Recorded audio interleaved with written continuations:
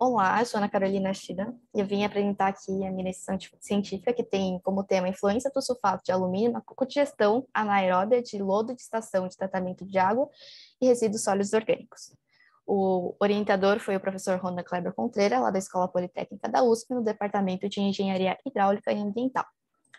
E passando rapidamente, ainda na minha agenda eu vou trazer a introdução, os objetivos, metodologia, resultados e as conclusões da pesquisa. E na introdução eu queria trazer aí, primeiramente, as minhas motivações e a importância do tema, né? Então, queria trazer enfoque aí para dois grandes temas, então, energia e saneamento, né?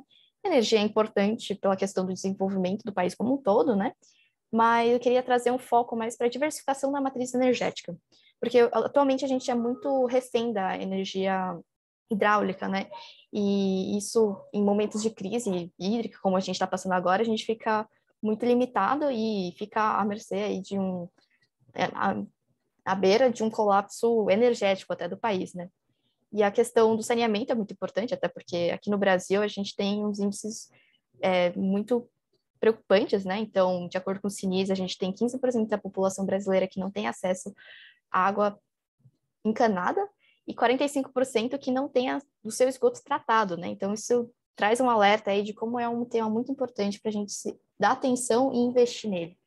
E aí, um jeito aí de unir esses dois grandes mundos seria justamente a produção de biogás a partir de gestão anaeróbia de lodos de estação de tratamento de esgoto e de aterros sanitários.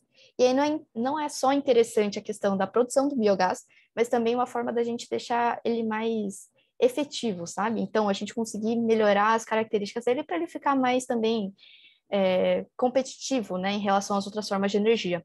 Então, uma forma de se melhorar isso seria analisar essa relação que o sulfato de alumínio, que é um coagulante presente nas estações de tratamento de água, que ele tem uma relação direta aí com a produção de metano, né, na digestão anaeróbia, justamente porque na presença desse coagulante produz gás sulfídrico ao invés de metano. E isso traz nosso objetivo, né, que como eu falei anteriormente, o objetivo principal é avaliar o efeito sulfato de alumínio presente em lodos de ETA como interferente na codigestão de resíduos sólidos orgânicos, variando sua concentração, e de secundários, avaliar a produtividade do biogás, avaliar a concentração do metano no biogás produzido e verificar qualitativamente a presença de gás sulfídrico.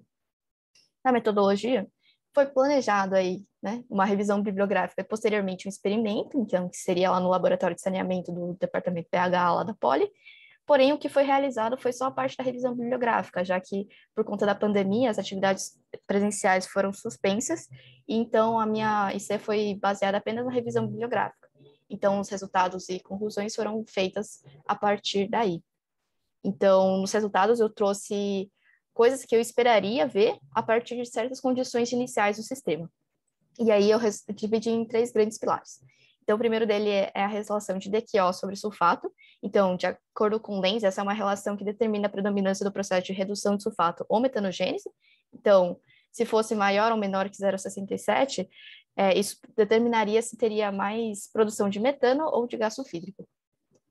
Já o segundo pilar seria a relação de sulfato por litro, que de acordo com Zhang e Hao, em pequenas quantidades de sulfato, isso é benéfico para a produção de metano, já que essa pequena quantidade ela cria um caminho alternativo à metanogênese, já que ela degrada o propionato para acetato, né? Então, produz mais metano no final. E, por fim, a última condição é ser observada a concentração de acetato, que em grandes concentrações, né, no ambiente, as bactérias metanogênicas acetoclásticas, elas têm mais, são mais competitivas, né? Então, elas se desenvolvem mais do que em relação a ambientes com baixa concentração de acetato.